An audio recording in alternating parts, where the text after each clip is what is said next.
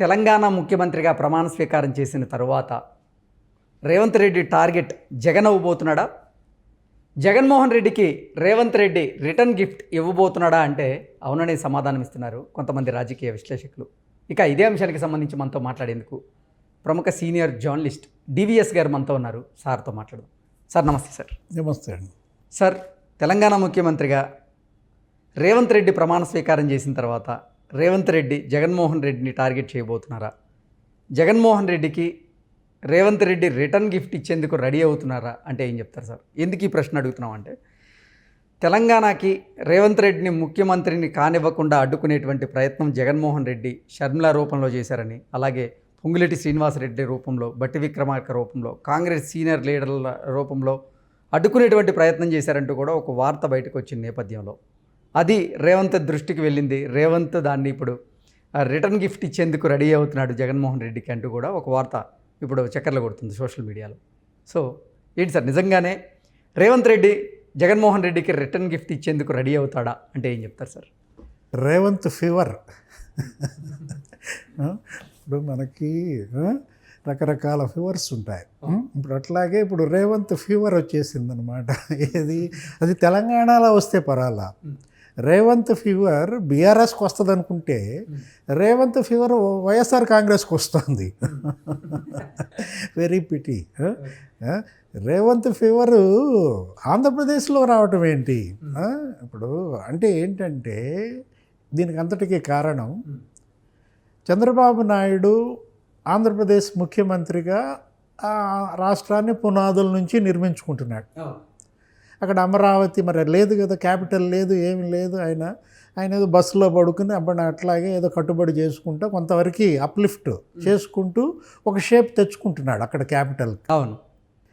అమరావతి పెరుగుతుంటే తెలంగాణ తరుగుతోంది, ఆంధ్రప్రదేశ్ పైకి వస్తుంటే తెలంగాణ కిందకి పోతోంది అనే ఒక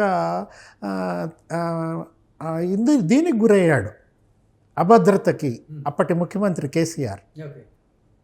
ఏది అక్కడ రియల్ ఎస్టేట్ భూమి బాగా పెరుగుతోంది, ఎకరం ఇంతకు అమ్ముతున్నారు, అది ఇది. అమరావతి ఆ రేటు పలుకుతోంది, ఈ రేటు పలుకుతోంది, హైదరాబాద్లో రేట్లు తగ్గిపోతున్నాయి.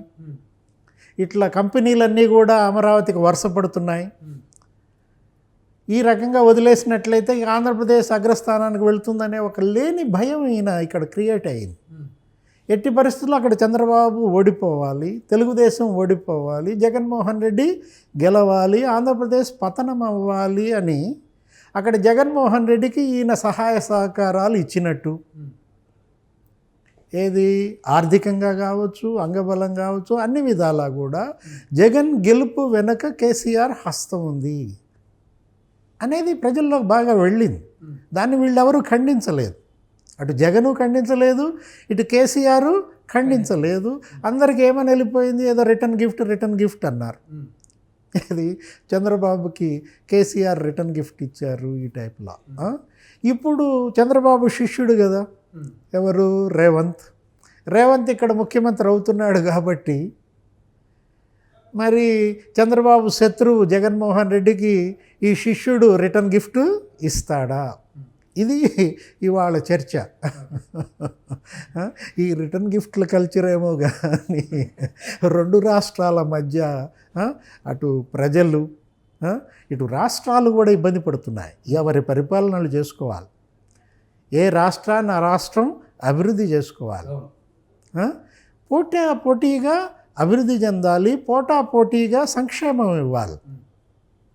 ఇది కాంపిటేటివ్ స్పిరిట్ కదా కావాల్సింది. పరిపాలనలో రావాలి, డెవలప్మెంట్ యాక్టివిటీతో విదేశాలన్నీ తిరిగేవాళ్ళు, కంపెనీలు తెచ్చుకునేవాళ్ళు, ఈ విధంగా ఈజ్ ఆఫ్ డూయింగ్ బిజినెస్ అని ఉండేది ఈడీబీ.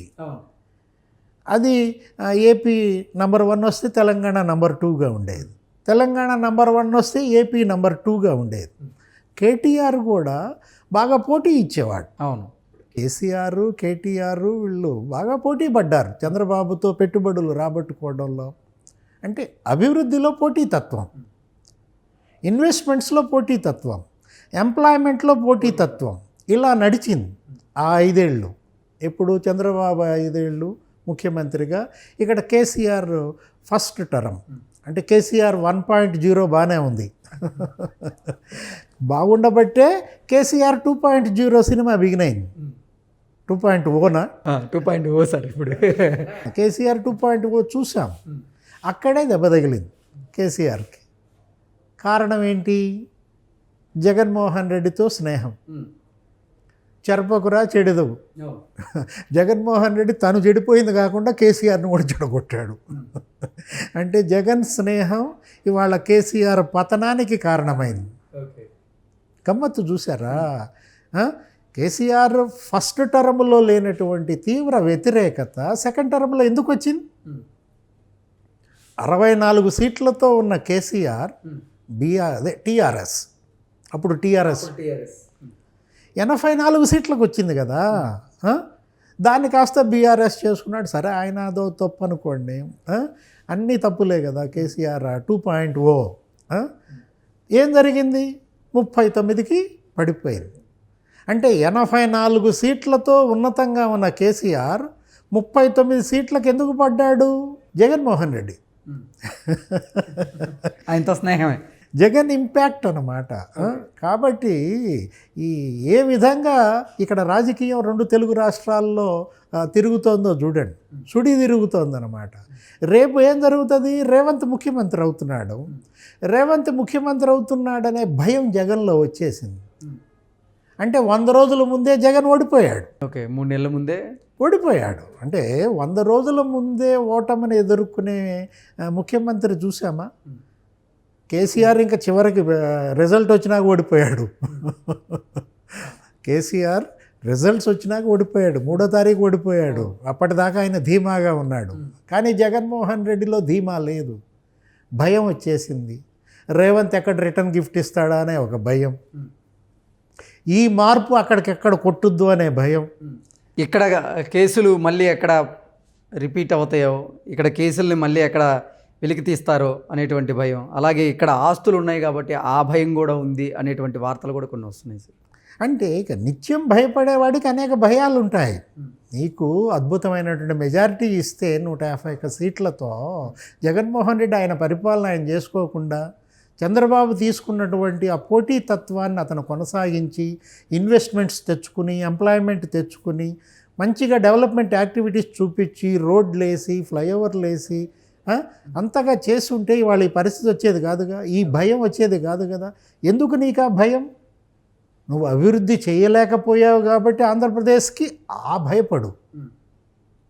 నువ్వు సంక్షేమం స్కీములన్నీ రద్దు చేశావు కాబట్టి భయపడు. రేవంత్ భయం నీకెందుకు? ఇది ఏంటంటే ముందే ఓడిపోవటం, ముందే చేతులెత్తే ఓడిపోతుంటే జగన్మోహన్ రెడ్డిని మనం ఇంకేమనాలా, ఎలా చూడాలా? 100 రోజుల ముందే ఓటమి ఎదుర్కొన్న అధికార పార్టీని దేశంలో చూసామా? మొదటిసారి వైఎస్ఆర్ కాంగ్రెస్ను చూస్తున్నాం. 100 రోజుల ముందే నాకు ఓటమి తప్పదు అనే భయం ముఖ్యమంత్రిలో చూసామా? ఇవాళ జగన్మోహన్ రెడ్డిలో చూస్తున్నాం. ఒకవైపు చంద్రబాబు భయం, ఇంకోవైపు పవన్ కళ్యాణ్ భయం, ఇప్పుడు కొత్తగా 3వ భయం చేరింది. ఏది? రేవంత్ భయం. ఇప్పుడు 3 fevers: Chandrababu fever, Pawan Kalyan fever, Revanth fever. ఈ ఫీవర్ అంతా ఎప్పుడు తగ్గిద్దో అర్థం కాదు. ఇంకెక్కడ తగ్గుద్ది? ఇకెళ్ళి పడుకోవటమే. Okay sir, thank you so much.